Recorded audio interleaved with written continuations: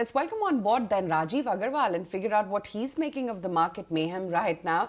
Rajeev, hi, good morning. Good to have you on the show and evening your time. I guess all of us are hooked on to Trump's address, waiting to hear if he's going to say anything specific on Canada and Mexico tariffs or not. But how do you think this entire tariff tirade is going to really play out? Because, the chatter in the US as well is tariffs are not good for them either.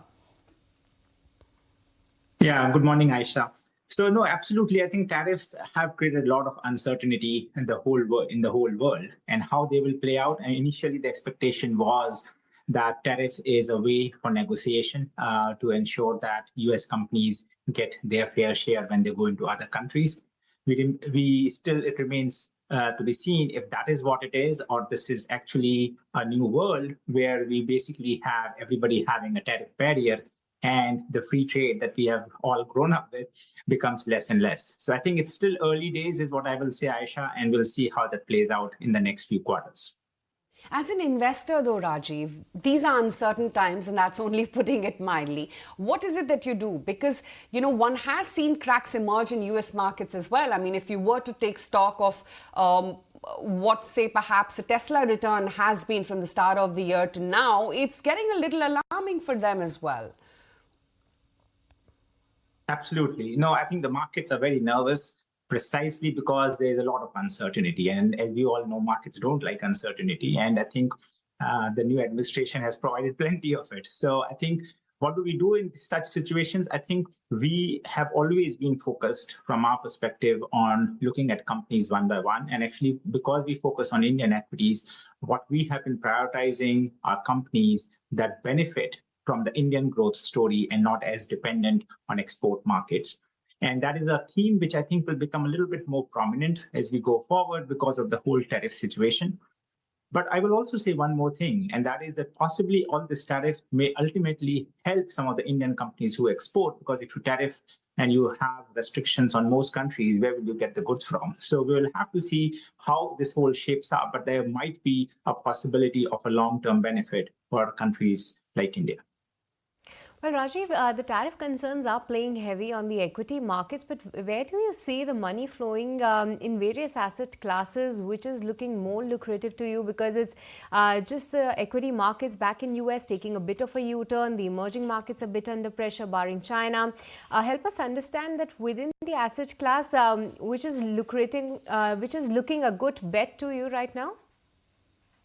So actually, we have a contrarian opinion there. And our contrarian opinion is that equities are becoming more lucrative at this point. And the reason is obvious, that the prices have come down. And when the prices come down, when there is a sale that is going on in equities, as long as the business prospects are reasonable given the price, then they become more compelling. And so be it India, be it US, I think there are opportunities, there are pockets of opportunities. And because we are thinking from a few years perspective and not a few quarters perspective, we feel comfortable that these are actually, or this drawdown is ultimately giving us an opportunity to load up on things that we would want to. Okay, that brings us to our next question, Rajeev. What is it that you're loading up on? Yeah, so actually, I should sort of just take a step back and say load up means it's always nibbling, but gradually keep building our position. And what we are, and this is, Aisha, we have talked about it in the past as well. I do think financials in India continue to look good. There was a little bit of a setback in the first few quarters in financial year 2025 because the economy was not doing well. And then ultimately the MFI saga that played out in India. But with the new RBI governor, we are starting to see the restrictive policy becoming less restrictive.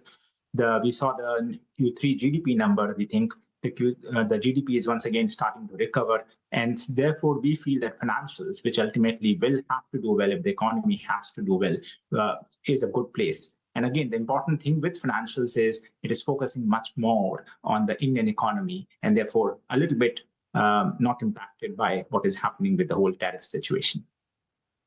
All right. Yes, we do remember, Rajeev, you are bullish on financials and select names is what you have highlighted back then. But other than that, any other pocket which is looking attractive to you, given the fact that markets have corrected and there are deeper cuts within the broader end of the market? Absolutely. So I think the other segments which we did talk about continue to be interesting. One of them is the real estate. Again, a significant cut in the real estate stocks and how those stocks have done. But if you look at how the pre-sales numbers of many of these real estate companies are, they continue to do reasonably well.